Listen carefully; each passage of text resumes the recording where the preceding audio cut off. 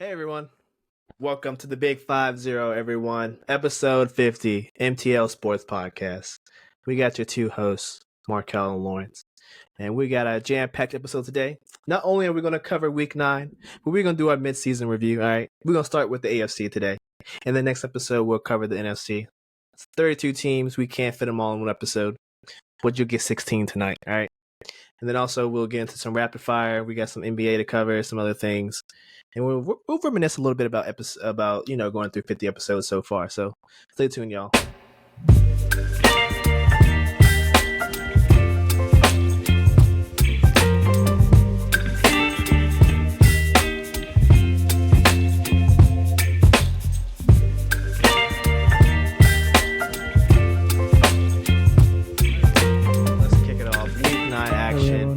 We still have one more game tonight, but it's just some bums playing, all right? Just some Chargers, they're not really good, At least that's what I think, all right? But anyway, we got Week 9 to cover, so of course we want to hand it off to Lawrence.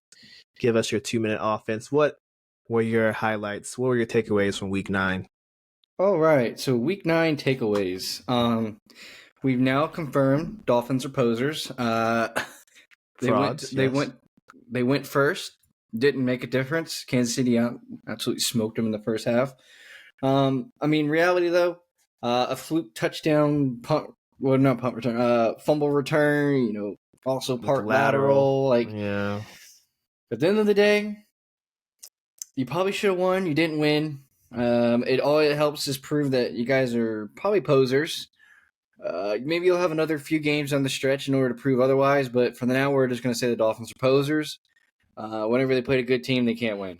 Packers, Rams, absolute takeaway. The Rams are not a good team.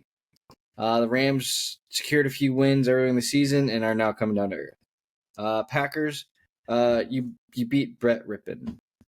Cool. Patriots, Commanders.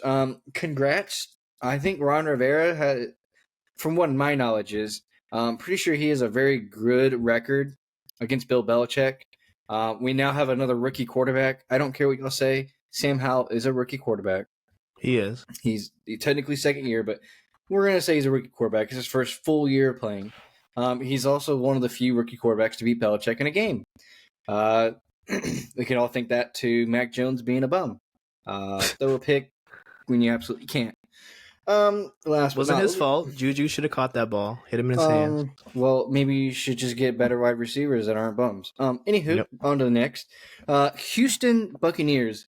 Absolutely the most fire game of the 1 o'clock games. Try to tell me otherwise. Maybe Josh Dobbs come back. I don't know. But this game had it all. We had like a billion lead changes. We had like 3 of them in the fourth quarter when it matters the most. CJ Stroud goes down the field in 40 seconds and wins the game. What do we take from this game? I don't think the Buccaneers are bad. I also don't think the Buccaneers are good. I think the Buccaneers are mid. Just pure, utter mid. They started the season 3-0, and they have now gone 0-5. They are absolutely lucky to hell that the Falcons are in a division. And the Saints are in the division that they get to keep a chance. We're not even going to mention another team because they're bums. CJ Stroud, absolute maniac. Regrets were made at the number 1 pick. I'm not going to talk about that, though. Cardinals, Browns. I can't tell you what happened. I didn't watch it. Not even going to lie to you. Didn't even watch a highlight reel of that game. No. Nope. You know what? I could not care what happened in that game. It was 27-0. We knew what was going to happen. If y'all didn't know what was going to happen, we knew what was going to happen. So that's all I have to say. Falcons, Vikings. All right, we'll just get down to brass tacks here. Josh Dobbs is him. Yeah, I agree. He might. I don't know if you can call Josh Dobbs comeback player of the year. Like, I don't know if he ever had a career before this career he's having to give him comeback player of the year. But, like, tell me one player who has more right to comeback player of the year than, like, Josh Dobbs. Like, okay. Chase Young, maybe. We'll see how he does in San Fran. There's a reason why he got sent to San Fran, okay? you weren't meshing with the starting unit. Like, there was obviously problems on the D line. You guys were always bickering on the sidelines. They were beefing. It was pretty obvious. They trade both of you, and they win a game. Well, it looks a little sus on your part. Saints, Bears. I didn't talk too much about the Falcons. Absolutely happy they lost, so we're just going to move on from there. Saints, Bears. I mean, dude, Saints are bad. Do not look at that record and let the Saints fool you. They are bad. The Bears did everything to give them that game. Yeah. And they still barely won. The Saints didn't even turn the ball over. And they still barely won. And the Bears threw 3 interceptions. I think they had a fumble. Like, absolutely atrocious. There's a reason why Chris Olave was speeding. He'd rather go to jail than be on this team. Ravens, Seahawks. Field day for the Ravens. I can tell you right now, I didn't watch any of the game. My first sight of this game, when I first saw it on Sunday Ticket, it was 17-0, and I was like, well, that sucks. And I didn't try to watch it again. What happens when Lamar plays NFC teams? He blows them out. Okay. He blew out the Lions, and he blew out the Seahawks. We might need to give some more creds to the Ravens. We need to get some more creds to Lamar. But Lamar, come on, dude. OBJ gets his first touchdown of the season, and it's not even from you. It's from Tyler Huntley. So I can tell you right now there's beef. Lamar does not like OBJ. OBJ must have done something wrong him. Raiders, Giants. Okay, that's just what happens when you get rid of toxicity in the room. When you cut the fat and you get a good coach in there, you win 30-6. Were they supposed to win 30-6? I don't know. Josh Jacobs. Are the Ravens looking at that trade and being like, dang, I should have traded for him? Might be. Because Josh Jacobs proved why he was good again this game. And it just kind of makes you think, maybe the whole team wanted him gone. For sure. The Devontae Adams whole ordeal, still not getting many yards. Dude, Aiden O'Connell was trying his best. He just meshed with certain guys a little bit better. I was telling my friend after the game, I was like, there's a reason why Jacoby Myers and I can't read that guy's name, Trey Tucker. Well, there was a reason why Trey Tucker had himself a mighty kind of good game. It's because there's chemistry between those two. Like, Aiden O'Connell's on the second team. If you put a second team wide receiver in there, he's probably going to have more chemistry with them than the first team wide receivers. But the first team wide receivers are better. Doesn't matter. It all matters about chemistry. And Trey Tucker, using Devontae Adams to get open twice, do what you got to do. But there's just better chemistry there. Don't worry. To give Aiden O'Connell like a week or two to hang out with Devontae Adams. Devontae probably wants to hang out with him because Jimmy G's just looking like trash out there. But so probably wants a quarterback to get the ball down the field. So Cowboys, Eagles. I sat here and I said Cowboys money line and almost. Dude, it was so close, man. It was so close. Basically all you have to say of that game is Dak is not clutch. He had like 3 tries in the end zone, and then the Eagles had the debacle down the field, and they didn't take advantage of it. They got too many penalties right at the last second. Like, those penalties are what killed them. The Eagles were wheeling in pain. Like, they couldn't make substitutions. They were struggling. The Cowboys walked down the field like it was nothing, and then they got a stupid penalty. A stupid Cowboys penalty. Because that's what Cowboys do, is get stupid penalties. And they allowed Bradbury to get back in the game. And I'm not going to sit here and say that Bradbury changed everything when he got back in the game. He didn't. But it was just the fact that the Eagles had a chance to breathe and diagnose what was happening to them. And that's what ended up costing them the game. And then, the sack. But, Dak, maybe you just throw the ball away. Like, I'm just not get involved with it, I don't even want to talk about this game, but Carolina Panthers and freaking Colts. Gotta talk about it. That was an absolute winnable game. And I mean absolutely winnable game. The Colts scored 13 freaking points. Doesn't matter because, Bryce Young gave them 14 points. Sorry, Bryce Young gave them 12 points. The kicker added the extra 2. Yeah. The first pick by Bryce, okay, it happens. Like, dang, it happens, It was one of those, like, dang, he was just trying to go down the field quick. It happens. The second interception, that's all I have to say. That's all you got? Second interception. And I'm not even going to sit here and act like the Colts were the better team. They weren't. They didn't even do anything. It wasn't even like they did anything awesome. They didn't run the ball They didn't run the ball very well. They didn't throw the ball very well. They didn't do anything. The Carolina defense stepped up with so many different injuries on the defense. It didn't matter. Bryce Young was just...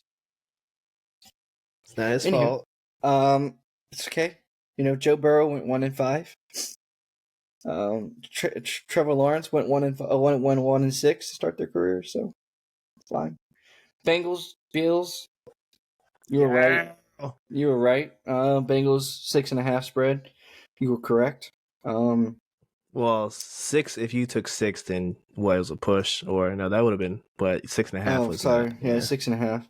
6. Ladies and gents, I will admit I changed it to 5.5 before the game because I just had a little tingle that told me to go to 5.5. He tinkled a little bit. I mean, it was pretty obvious that Von Miller had Bengals money line at the end of the game when he whiffed on a tackle, and it was pretty obvious that he didn't even try. So, come on, that's my 2 cents. I want someone to look into Von Miller's family members about sports betting because there's definitely something fishy going on there. Interesting. Yep. I don't know why the Bills are trying to play so much with their wins and losses because the Jets are getting an easy one right now tonight. So, yeah, I'll chime in. This is the only game I watched. I've worked all Sunday, so this is all I saw.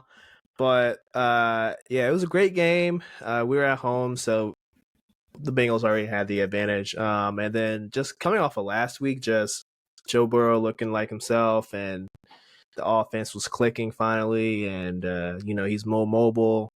We're getting more plays down the field. And I mean, got to be honest, the Bills defense is just banged up. I mean, Micah Hyde went down like twice during this game at different points, and some of the other guys on that defense went down. I would say partly just because the defense is just breaking down before our eyes. And then Josh Allen, he had a, I guess, decent game. 1 touchdown, one interception. Won't get it done though. But we just took the ball over. The takeaways were pretty much what decided this game. The 1 interception, I think it was like in the first, or was it second quarter, and then the fumble by Kincaid when they were driving in the third. It looked like they were probably going to score on that drive if he didn't fumble. But other than that, I think it was a good game. We got some good wins under our belt. As of right now, all the AFC North teams are qualified in the playoffs. So, like you said, Lawrence, like the Bills just can't keep spotting teams' wins because their division is pretty tough. I know the Dolphins can't beat good teams, but if they can just handle all the bad teams, they're going to win their division, seemingly. So, I don't know. It's not looking good for them. They definitely should have put off probably some more trade deadline because they're just running out of players, to be honest. The Bills are. I mean, their defense is decimated completely. I mean, it's not even a defense anymore at this point. At some positions, it's all third stringers. Yeah, and the same thing happened last year, I want to say. Like, once they got to, like, it might have happened a little bit later, but still, like, their defense broke down last year. Like, you think they would try to address it somehow. It didn't seem like they did this year, It just seemed like, okay, we're just running back. We're paying too much money out to players anyway. We can't really, seems like they couldn't do anything, so they just kind of pulled their only card and just ran it back. And same thing's happening, just a little bit sooner. Yeah, it's just a little questionable. I mean, it kind of seems like you need to, I don't know, maybe put a little bit more stock in like a strength and conditioning coach, just possibly, just slight things. Yeah. So, other than that, I mean, what can you really say about the team other than the questionable, just Josh Allen just ripping it down the field for no reason? Like, you have time. There's just so many questionable things that it's just kind of like, I think this is the year that I think even if the Bills make the playoffs, I think the Bills coach will be on the hot seat towards the end of the season. If they go one and done in the playoffs, like at this point, like you gotta be looking at him and going, dude, we got you a really good team. This is a really good team. Yeah. All your players constantly get hurt, and you can't finish it when it matters. So obviously, something you're doing is not right. We got a good team in the moment. We can get a really good coach into this building, and they'll love to take this team. That's really all it is about this Bills. So, yeah, I couldn't agree more. Especially if they don't make the playoffs too, I think, you might see that change sooner rather than later. Mid-season recap. So we'll start with the AFC coming up next. All right, y'all. We're about halfway through the NFL season.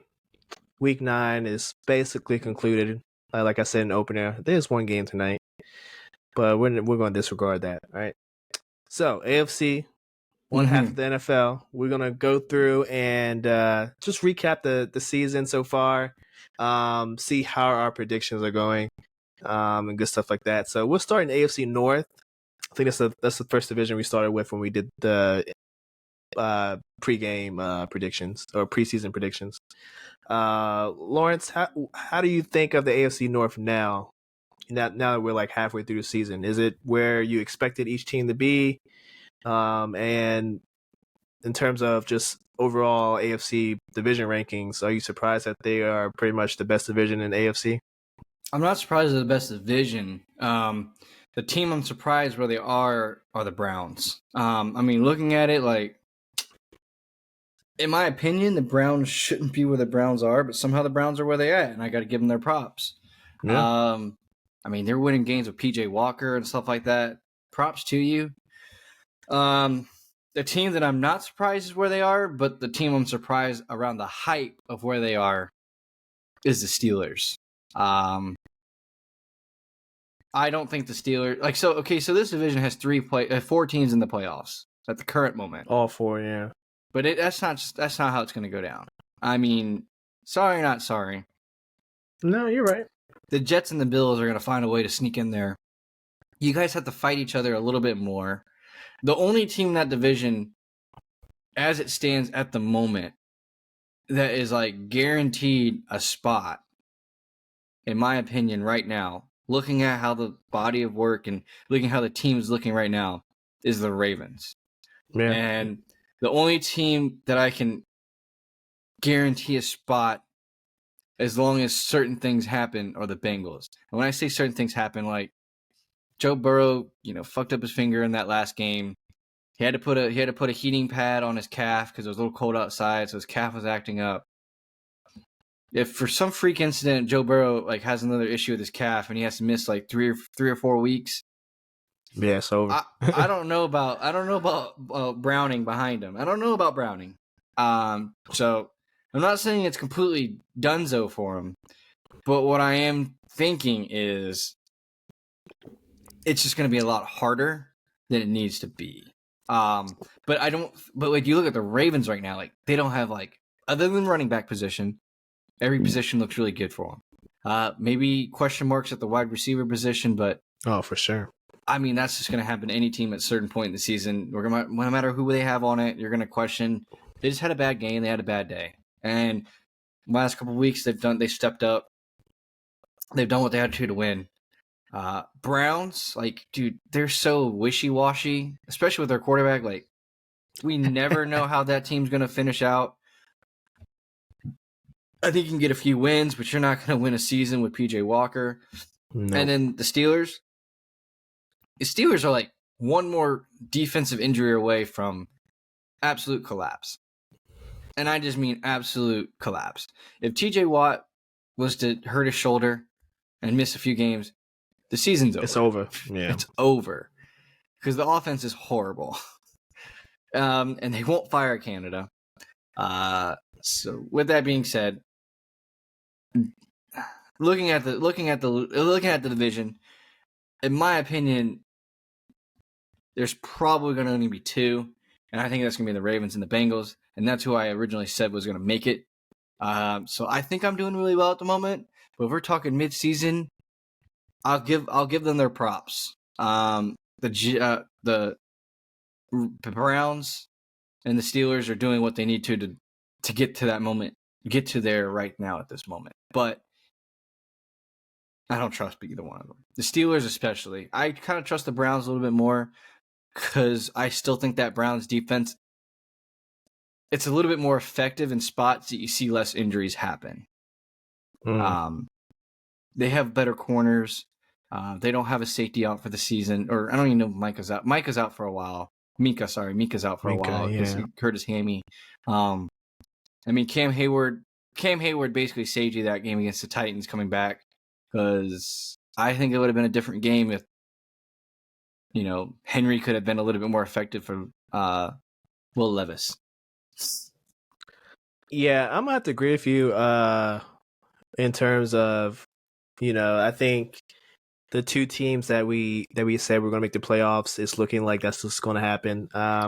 Like we said earlier, all four teams right now are qualified in the playoffs, with the Bengals, I think, having the last wild card spot for right now.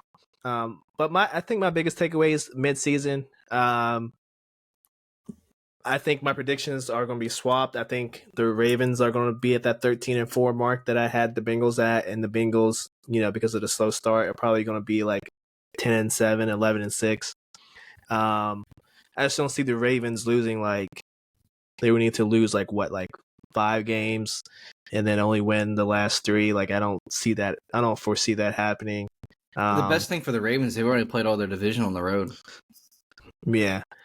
And then I don't foresee the Bengals only losing one more game and finishing out 13-4. They're probably going to lose 2 or 3 more. So with that being said, for me at least, I would probably swap the 2 records, and then for the most part, I think the Steelers and the Browns are on pace to do what I said they would do.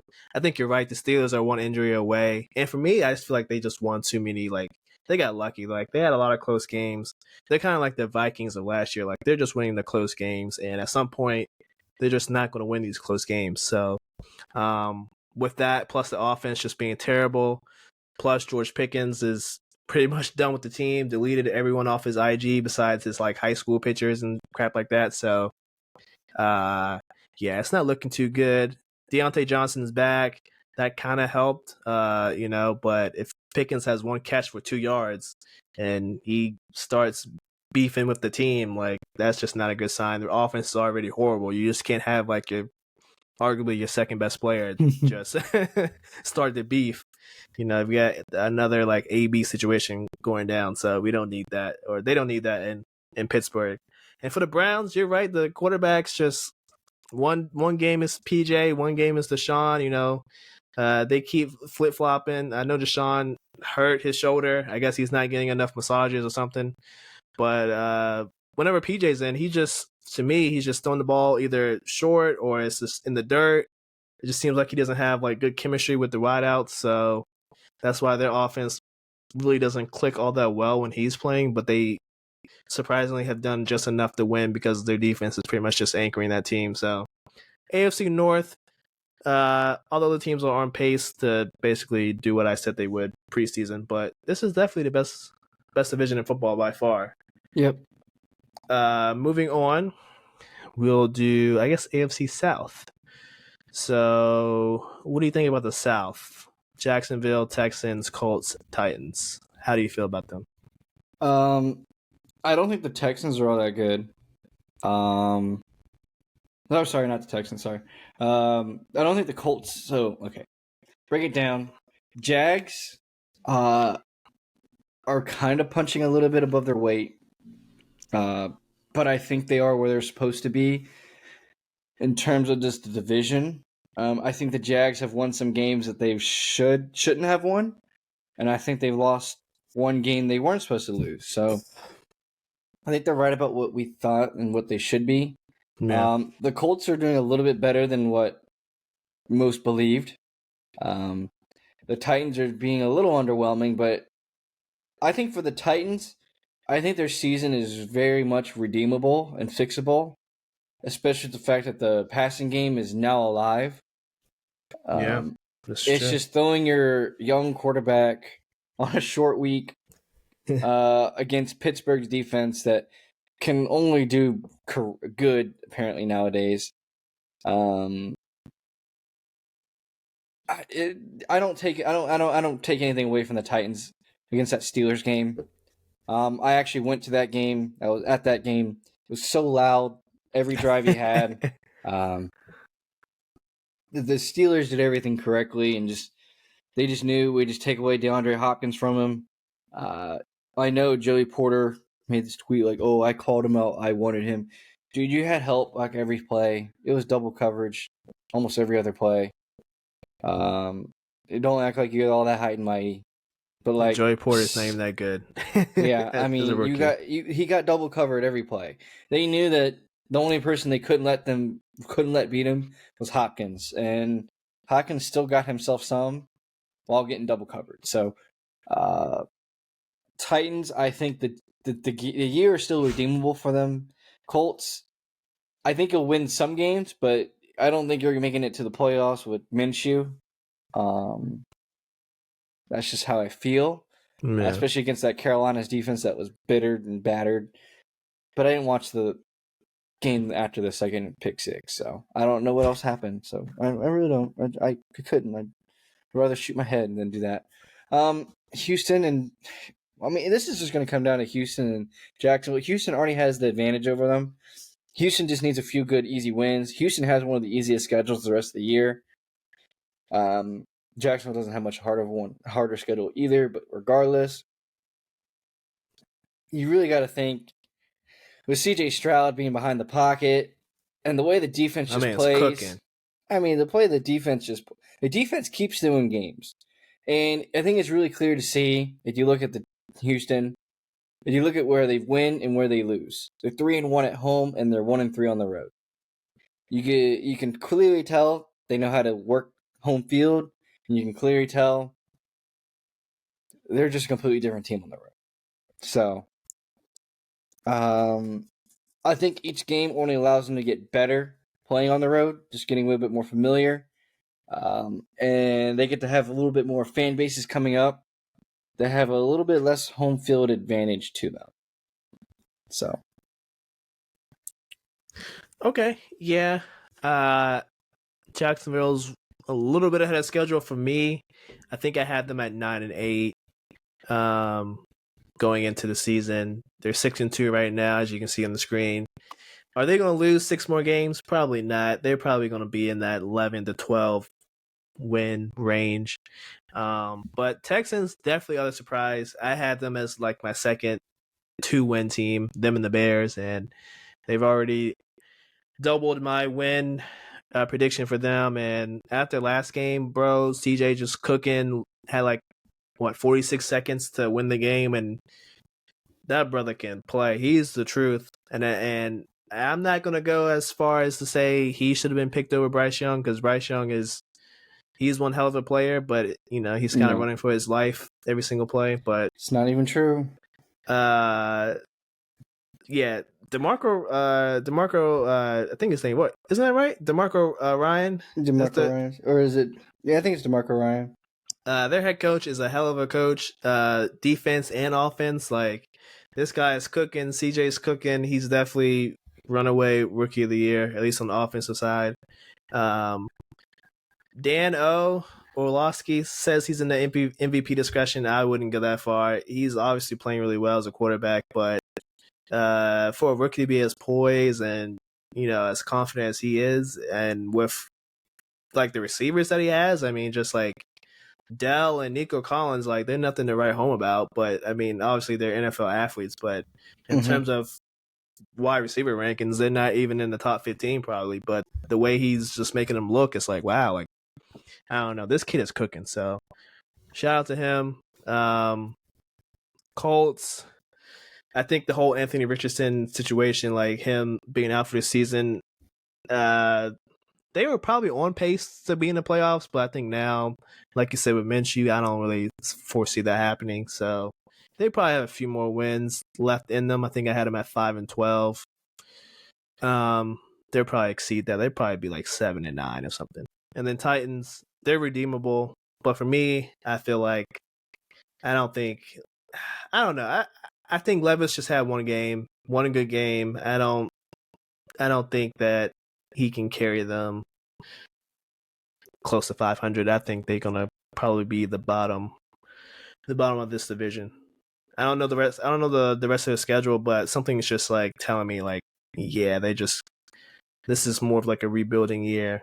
If they win, it's okay, but I don't think they have enough talent to get to where they thought they were going to be. So I think I had them at like 7-10.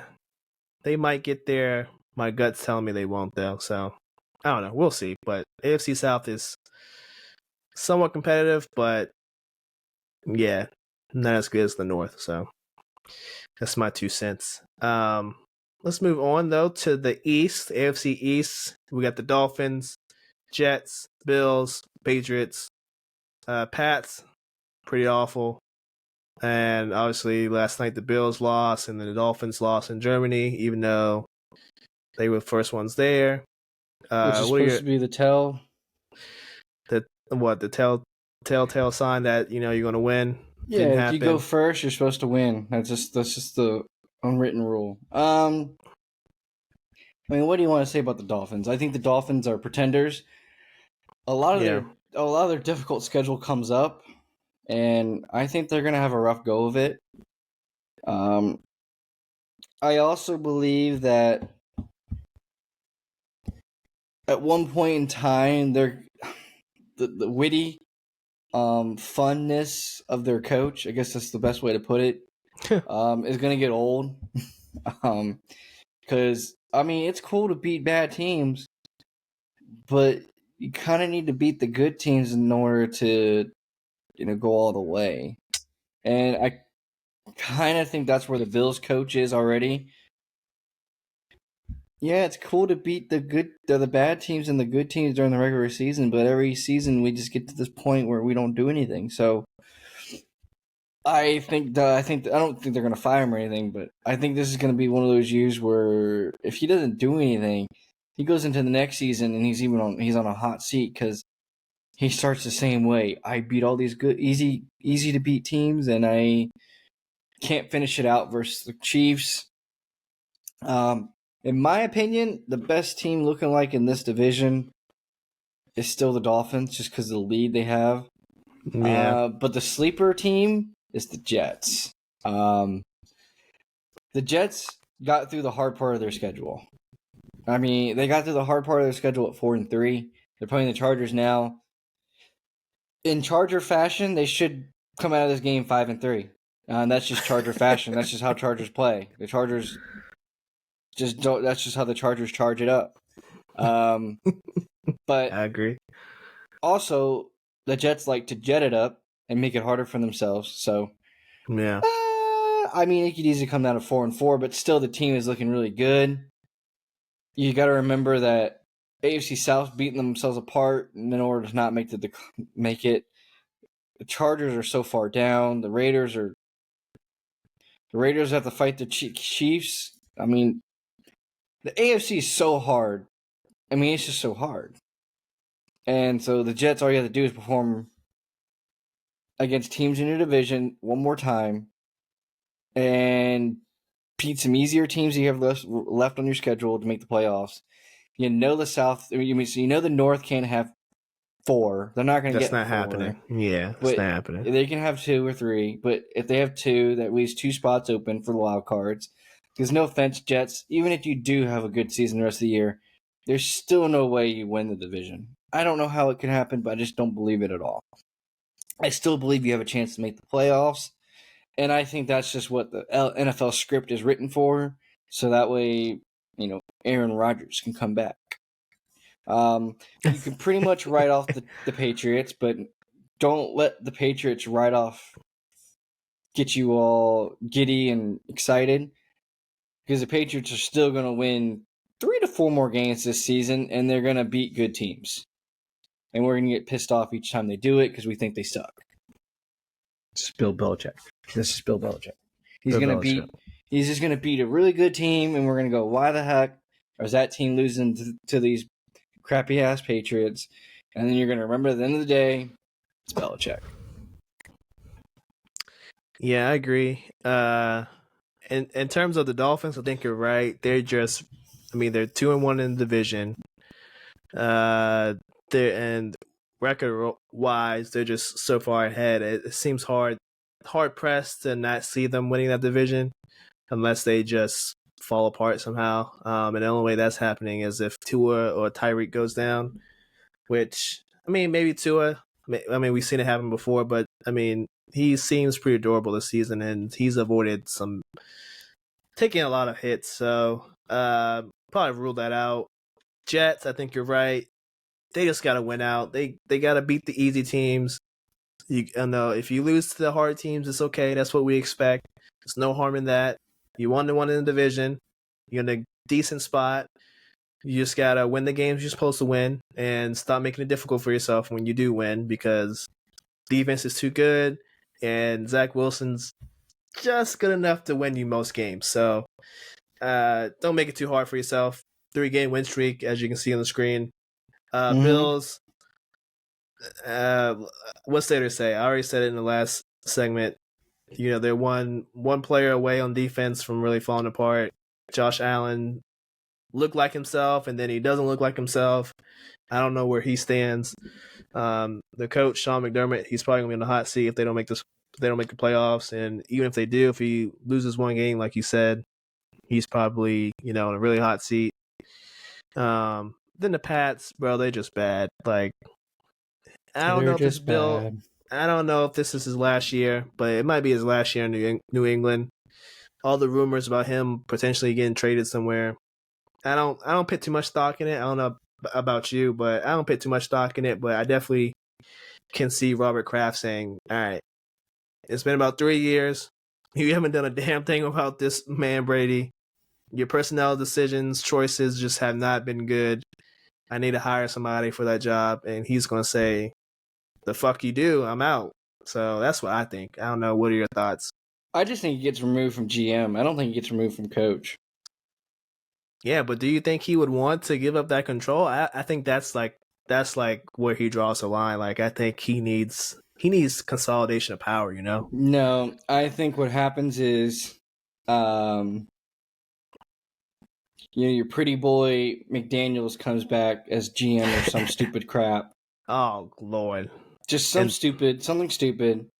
He convinced, he's like, okay, I'll give up GM duties, but I want to be able to pick what GM comes in, or I want like certain say what GM comes in, and Robert Kraft's gonna honor it because he did win him 6 collector of Super Bowls, so he's gonna let him honor it, and he's gonna say, I want someone like McDaniels to be the coach or to be the general manager. I don't know if McDaniels will do that or not, but he kind of seems like the kind of guy that might like to sit up in an office and build a team, and then kind of like, I'm not going to say kind of like build himself around Belichick, like he's done his whole career. And, Robert Kraft's probably going to have a soft spot for him, and then they're going to take him, and then you'll see what happens from there. Maybe just a different pair of eyes. Maybe Josh McDaniels can't be but so bad picking up offensive talent, because it's not defense that's hurting this team. It's just offense. And, McDaniels might not be able to coach a team, but he sure as hell can draw up some plays to make things happen, because he did it to win so many Super Bowls, and he did it to, make bad players look good with Brady. We still will love to believe that it was almost all Brady, but there's still other things that play a role. Yeah, I agree. I mean, it also is kind of clear to me that, I wouldn't also put everything on Brady for that Bucks awesome run to the Super Bowl. Like, They caught a lot of breaks. they caught a lot of breaks, and to be fair to you, Bruce Arians was the coach, and Bruce Arians made multiple runs with the Cardinals, as bad of an organization as they are. And Bruce Arians has won Super Bowls in the past as an assistant to the head coach. Yep. But assistant to the head coach is still a pretty high honor. So, I mean, it was pretty clear that once Bruce Arians left the team and Brady stayed one more year, it was pretty bad that next year. So Yeah. you can also say it was a decline of Brady, but it was also a decline of coaching. Brady didn't get prepared for games as well because he didn't have that coach preparing him for that game. I agree. But also, I still think McDaniels is pretty bad. So yeah, hopefully he enjoys his $40 million left that's owed to him. Hopefully he doesn't get back into coaching. He needs to stay the hell away from coaching for a while. Go enjoy your $40 million. yeah, In terms of records in this division, I had the Bills at 12-5. At this point, I don't foresee that happening. They don't look too good, so they probably won't win the division. The Jets, I think, have a shot to win the division if somehow the Dolphins kind of break down, but had them at 11-6. They might get there. Patriots obviously won't be at the 9-8 that I said they were, because they almost lost 8 games already. And Dolphins at 9-8. Yeah, the Dolphins are probably going to get to that 12-5 win, somewhere in that range. So my predictions for the division are kind of just in the gutter for this one. So moving on, the last division to cover tonight, we got the West, the Chiefs, the Raiders, the Chargers, the Broncos. What are your takeaways halfway through? well, I thought the Chiefs were going to have a struggle to make the playoffs. I can tell you that ever since T Swizzy and Travis Kelce started dating, it was very clear to most people in the world that was never going to happen. The script. The way that the NFL just prays and plays off of a freaking Taylor Swift drama, it's absolutely sickening, and I hate watching it week to week. It's just pathetic. Yeah, it's overdone. It's overdone. It's just very clear the Chiefs are probably going to the Super Bowl because they got to make sure that they get their money's worth from her.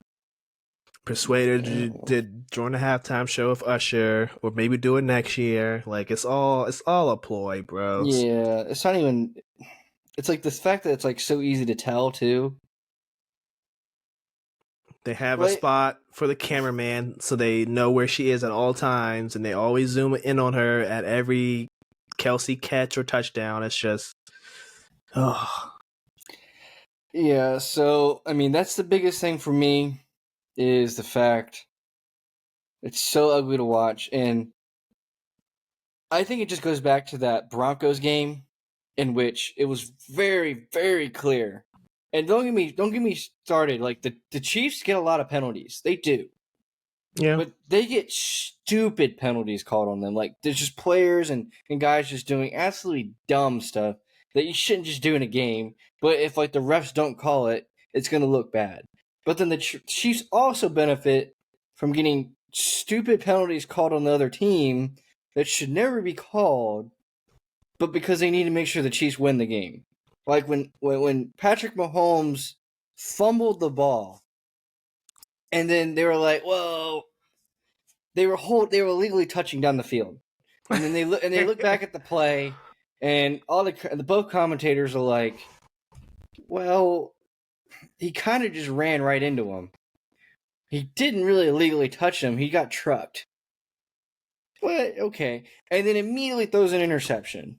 Yeah. And then Patrick Mahomes is looking to the refs for like a roughing the passer, and like the Broncos guy just pushed him to the ground, like pushed him to the ground. It's like, dude, you can't be bailed out multiple times. The ref at that point is just saying, "I can't help you, man. I just bailed you out. I can't bail you out again." Again. So I don't know, man. It just pisses me off. Dude. I'm tired of watching the Chiefs, man. I'm tired of watching the Chiefs. They're that team this year that everyone's gonna watch them, and we're all gonna say, "Dude, we're just tired of watching the Chiefs." Because it's always something stupid and bogus every week. Always got to shine the light on those Chiefs. It's just worn out, man. It's worn out. Yeah, I'm sorry to say, but I think the script, like, I hate saying this is the NFL's rigged or whatever. It's probably not rigged, but it's definitely heavily skewed to whoever they want to see perform the best and whoever they want to see win. And it's obvious that the Chiefs are just the biggest draw right now, the biggest kind of card they have in their back pocket. So of course they're gonna, they're just gonna lean that way. They've definitely won games that they should have lost. They got calls that they shouldn't have gotten. I mean, if we go back all the way to the Super Bowl, no, forget that. If you go back to the AFC Championship game, bro, they getting calls they shouldn't have gotten. They're not getting called on fouls that should have been called. It's obvious that there's there's something in play here. So I hate to be that guy, but it's pretty obvious, like you said. Them at 7-2 doesn't surprise me. Pretty obvious. We both thought that this is going to be a down year, and it has been. If you look at the offense, it's just not clicking. They scored 14 points in one half. The defense scored 7 off of a lucky fumble, lateral recovery thing. The offenses look bad all season, even with Kelsey, being. I mean, he's pretty much healthy. I mean, I don't think he's really has anything ailing him right now. So, in my eyes, he looks healthy. Maybe not. I don't know. But the wideouts, they don't look good, or they're inconsistent. Maybe one half or one quarter, they look like, wow, these guys are actually coming along. And then the next half or next 2 or 3 quarters is like, what the hell is Mahomes have to work with? Like, this is just atrocious. So, I don't know. With all the offensive woes, even though the defense is really good, they should be worse. And I had them at what 11-6. They're ahead of schedule. Knowing the NFL, they're probably going to finish like 14-3 or 13-4. Like, they're ahead of schedule. In terms of the other teams in the division, I had the Broncos at 5-12. They're on schedule. Raiders 8-9. They're on schedule. They're probably going to finish most likely at 8-9. Chargers 10-7. I'm not sold on the Chargers. I think they're bad, and they keep as always they lose one of their receivers. It's either Keenan Allen or Mike Williams. This year's Mike Williams. He's out. They drafted the kid, Quentin Johnston or whatever his name is. He's okay, but he's a rookie. You can't ask too much of him. He's no Jamar Chase or Justin Jefferson. He's not that type of receiver yet. So Joshua Palmer's is already out, and Palmer is hurt. So we're leaning on Eckler, and Eckler's not really running the ball that well this year. He's still kind of effective in the pass game, but in terms of running, he hasn't been that good. And overall, they're just not really a run first team. So I'm not believing in the Chargers. To me, I think they missed the playoffs. That's just my 2 cents. I agree. Now, this will be the last thing, but in terms of overall AFC rankings, are you surprised that the Ravens, Chiefs, and Dolphins are like the 3 best teams, at least by record? I'm surprised by the Dolphins. I'm not surprised by the Jags because I thought the Jags were going to have an easy way of it. Yeah. Just because of the division, all that.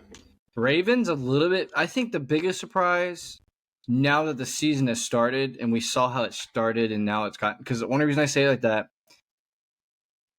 I'm not surprised by the Chiefs because we see how the season's going. Yeah. But the Ravens is the one team that I'm surprised of. I get they beat up NFC teams, but the fact that they beat up the Lions and the Seahawks... Yeah, it's just beat them down, bro. They didn't even give them... That wasn't even a game. Like, they took away their soul in the first half, and then just continued to do it. For the Lions, they completely ripped out their hearts in the first half, and then just decided to just keep whacking them with a stuffed animal in the second half. And the Seahawks, it was a complete... They got choked out in the first half, completely just lying there, passed out. And then as soon as they were getting up from being passed out, They came in second half and just punched him right in the face, knocked him out again. They almost got back up again, and they got punched in the face again, knocked out again. I was like, dude, this guy's been knocked out 3 times. Someone just stop the other guy. And no one stopped the Ravens. I mean, freaking Tyler Huntley's throwing touchdown passes to OBJ in the fourth quarter when it doesn't even matter. And It's not even that. It's not even like they're really trying to do it. It's just that the Seahawks can't stop it at all. Demoralized. They're like, let's get the hell out of here. And he's just like making. It's not even like he's putting a lot of like flick on the ball or anything. He's just lofting it up there, and yeah. Yeah, for me, I'm impressed too. I think the Ravens are ahead of schedule.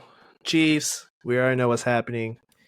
Jags, I feel like for me, they're ahead of schedule. I am a little bit surprised at the 6-2. I was thinking more like 5-4 range, and then maybe they pull away, in the second half. But they're ahead of schedule. They have some good wins. The Dolphins, I will say, I am the most surprised. 6-3 definitely surprised me, and definitely Tyreek Hill. I mean, he's probably the leading candidate for MVP. So that's definitely a shock to me. I was leaning Christian McCaffrey to be in the MVP mix. I definitely had him as Offensive Player of the Year, but MVP mix as well.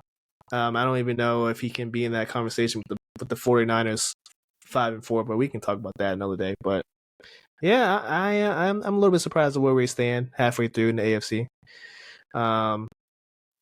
Yeah, guys, that is it for the midseason recap. We're gonna go through some rapid fire coming up. Rapid fire. Let's get into this. Let's recap a little bit of NBA. Lawrence, did you check out any NBA games this weekend? Yeah, of course I did. I enjoyed the in-season tournament.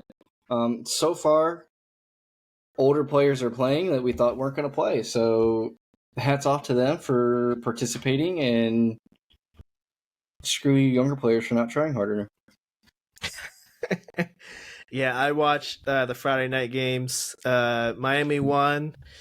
The Bucks had a close one in New York. Jalen Brunson went off 45 points. Dame went off at 30. The second game, Mavericks and Nuggets, that was a really good game. Luka and Jokic almost had triple doubles. I was 1 Jokic assist away and 2 Luka assists away from winning like $60 off of $2. I hate both of them. Grizzlies suck. They lost to the Trailblazers in overtime. I watched a little bit of that. That was tragic. I was a Bucks win away from winning 1,000. So, see, we just both had some close calls past couple of days. Mine were the Milwaukee Bucks, who are supposed to be one of the best teams in the league. So I just want to, and that was against the not Portland, the Toronto Raptors. So yeah, I watched a little bit of that game. That was just tough to watch. They should have beat the Raptors, but I guess the Raptors had like a little resurgence or something. The only game I caught on Saturday, y'all, was the Lakers Magic. Lakers, what the hell are you doing? You lost to the Magic. The Magic are okay, but Paulo finally had like a little breakout game. 25, 7, and 10. Usually he plays poorly against the Lakers, so I took us under, so 18.5. Obviously that didn't happen. But yeah, Lakers are up and down so far. 3-3 they're playing right now against Miami. It's more the same. They're kind of up and down.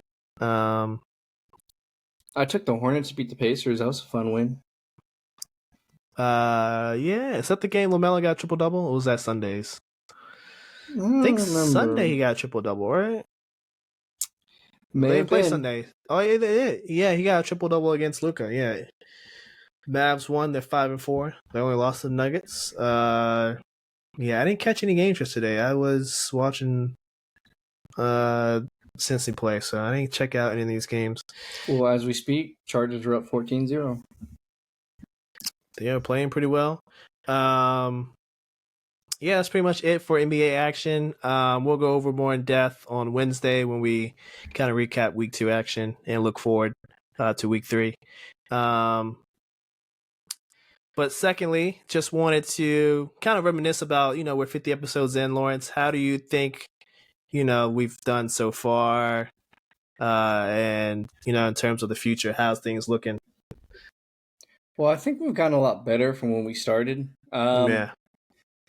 I think a little bit. I'm not gonna lie. I think I pay attention a little bit more of basketball ever since you gave me those trivia questions at the beginning, and I wasn't hitting on much. So it kind of forced me to. I wouldn't say dwell in or dive in, but kind of forced me to pay a little bit more attention to the basketball realm, NBA especially. Mm. I'm excited that NCAA is coming out. NCAA basketball. There's some good ladies games today. I don't know if you caught any of it, but the woman can play. This one girl from South Carolina, I forgot her name, but she did like a behind the back, like just roller coaster layup finish. It was amazing. Yeah, well, I'm talking about NCAA. I'm not talking about NCAA Yeah, we know. double B. Couldn't really care much about the double B. No offense. It's just not where I watching. But I did get in a little bit in the WNBA. So I do have some favorites. I did win some money off some women. So have it there. Miss Bonner. For Phoenix. Sorry. Connecticut Sun, Miss Bonner, Dewana Bonner, absolute sweetheart. I hope she has a wonderful, wonderful rest of her time, I guess you could say, because she did win me a lot of money this past season. So, Dewana Bonner, I want to thank you again, because I was a little bit in a hole, and I just saw that she had. So basically, I found this loophole in WNBA basketball in which they didn't update the stats. Like they didn't update like the lines at halftime. And Dewana Bonner had 17 points at halftime. And I remember at the start of her game, I bet that she would have 25 plus points. Okay. Because I looked at her stats leading up to that game. And it was a very important game. So I looked at her stats leading up to that. Every important game, she had over 25 points. So at the beginning of the game, it was plus 500 Dewana Bonner over 25 points. Wow. I was like, okay, that's juicy. No, it was Dewana Bonner and Connecticut Sun to win, and the Connecticut were, I think they're like 7-point favorites. So I was like, I don't even know how this is plus 500, but I'm gonna take it. And then at halftime, she had 17 points, and it still was Connecticut Sun to win, and they were up by like 10 at that point. Connecticut Sun to win and Dewana Bonner plus 500. It had not changed. He took it again. It had not locked. I put everything I had into it. I think I had like $50 left in my account, and I just put it in there. I just put it, and I watched, and I was praying, and the fourth quarter came, and Dewana Bonner, she had 24 points, and I was praying. I was like Dewana, I'll suck your toes, Dewana. And the next thing you know, she got fouled in the paint. And she hit her first free throw, and it was 25 plus points. I almost sat there and I almost cried. And then she missed her second free throw, but all that matters, she hit her first. She got that 25. She got 25 plus points, and she never scored again. So did Dewana Bonner bet on herself? Probably. Might want to look into her for game rigging. Just want to say. Yeah, we'll make sure to pass that along. I think for me, 50 episodes in, we're doing pretty good. I think the biggest thing is just the consistency. I think at first we were kind of figuring out like what days do we want to do, how many episodes do we want to do, like what do we want to cover. But now it's kind of just like clockwork, where it's like, okay, recording, boom, topics, boom, let's knock it out under an hour, boom. It's just like I feel like it's getting easier for us, and it'll continue to get easier. Yeah, I mean, that's pretty much it. I mean, we've had some good episodes. We have episodes that have a couple hundred views. We have some that, teens and 20s. So it varies, but we'll make an impact. We'll definitely, I think a year from now, we'll be pretty. I wouldn't say big, but we'll probably be like, a decent size following and channel, I think. So just some takeaways for me. I think that's all we got for you guys. Any last thoughts, Lawrence, before we head out? I promise to be good at NCAA basketball for you guys in sports betting. Currently, I'm watching VCU lose. And so you gonna tell them about your loophole for Virginia sports? So I got a job right on the border, literally across the bridge, and I'm in Maryland. So it was the first time I had a chance to bet on Virginia teams in terms of college. So I took my opportunity. I had VCU in there as one of those legs. It's not looking good. And I didn't even take their spread. I just took them to win, and it was, don't want to admit, but it was minus 700. And they are currently down 66 to 50 with 6 minutes left. So I know it's over. It's not over until the fat lady sings, but I know it's over. That's tough. That's tough to hear. You hate to see it. So that is why, remind everyone in the state of Virginia, that is why they make sure you can't bet on your own hometown teams. That is completely why. That is completely why. They don't want you to realize your team are that bad until you bet on them. So don't cross a bridge to go bet on them. Don't cross that bridge, y'all. Y'all stay in VA if you're in VA. If you're in Maryland, stay in Maryland. All that good stuff. All right, we're gonna head out, y'all. We see you guys in episode 51 later this week. Have a good night, everyone. Peace. Peace.